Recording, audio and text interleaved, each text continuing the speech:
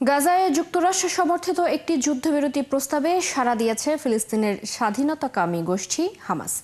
সংগঠনটি জানিয়েছে তারা ইসরায়েলের সাথে আলোচনায় বসতে প্রস্তুত, তবে হামাস দাবি তুলেছে এর মাধ্যমে একটি স্থায়ী যুদ্ধবিরতির বিষয়টি নিশ্চিত করতে হবে। এই বিষয়ে ইসরায়েলি কর্মকর্তাদের বরাতে দেশটির গণমাধ্যমগুলো জানিয়েছে হামাসের সাথে যুদ্ধবিরতি প্রস্তাবটি পর্যালোচনা করছে তেল আবিব। এদিকে আগামী সপ্তাহে চুক্তি হতে পারে বলে ইঙ্গিত দিয়েছে মার্কিন প্রেসিডেন্ট ডোনাল্ড ট্রাম্প। আরও জানাচ্ছেন শারমিন শ্রাবণী। ইসরায়েলি হামলায় ধ্বংসযজ্ঞে পরিণত হওয়া নিজের বাড়িতে প্রয়োজনীয় কিছু অক্ষত আছে কিনা তাই খুঁজতে এখন ব্যস্ত ৩৫ বছরের সালাহ আবু উদেহ। ৫ সন্তানের পিতা যুদ্ধের পর থেকে নিরাপদ আশ্রয়ের জন্য পরিবার নিয়ে গাজার এ প্রান্ত থেকে ও প্রান্ত ছুটেছেন।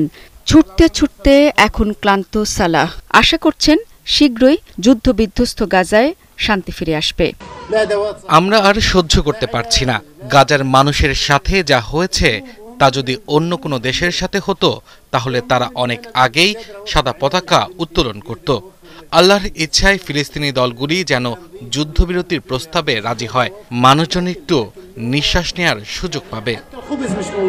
একই আকুতি আরেক ফিলিস্তিনি মোহাম্মদ হামাদের। প্রতিদিনই দোয়া করেন আজকের হামলায় যেন শেষ হামলা হয় তার প্রিয় এই মাতৃভূমিতে। আল্লাহ জানতো এই যুদ্ধ শেষ হবে, এর শেষ হওয়া উচিত। তিনি নিশ্চয় আমাদের এই যুদ্ধ থেকে মুক্তি দিবেন। এটাই যেন আমাদের ওপর শেষ হামলা হয়, গাজার ওপর শেষ আক্রমণ হয়। আশার কথা হলো গাজায় যুক্তরাষ্ট্র সমর্থিত একটি যুদ্ধবিরতির প্রস্তাবে সাড়া দিয়েছে ফিলিস্তিনের স্বাধীনতাকামী গোষ্ঠী হামাস। তবে তারা দাবি তুলেছে এ প্রক্রিয়ার মাধ্যমে একটি স্থায়ী যুদ্ধবিরতির বিষয়টি নিশ্চিত করতে হবে। ইসরায়েলি গণমাধ্যমগুলো দেশটির কর্মকর্তাদের বরাতে জানিয়েছে হামাসের সাথে যুদ্ধবিরতির প্রস্তাবটি পর্যালোচনা করছে তেল আবিব। আগামী সোমবার ট্রাম্পের সঙ্গে সাক্ষাৎ করতে ওয়াশিংটনে যাচ্ছেন নেতানিয়াহু।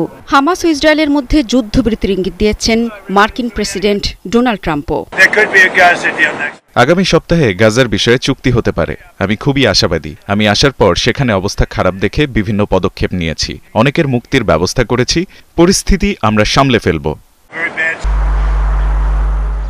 এদিকে যুদ্ধবিরতি আলোচনার মধ্যেও গাজা জুড়ে হামলা চালিয়ে যাচ্ছে ইসরায়েল। গত ২৪ ঘণ্টায় ইসরায়েলের হামলায় নিহত হয়েছে আরও অর্ধশতাধিক ফিলিস্তিনি। হামলা হয়েছে ত্রাণ নিতে যাওয়া ফিলিস্তিনিদের উপরও। জাতিসংঘের মানবাধিকার বিষয়ক কমিশন জানিয়েছে গত ২৭ জুন থেকে ত্রাণ নিতে গিয়ে এ পর্যন্ত ৬১৩ জন ফিলিস্তিনি নিহত হয়েছেন। শারমিন শ্রাবণী, ৭১।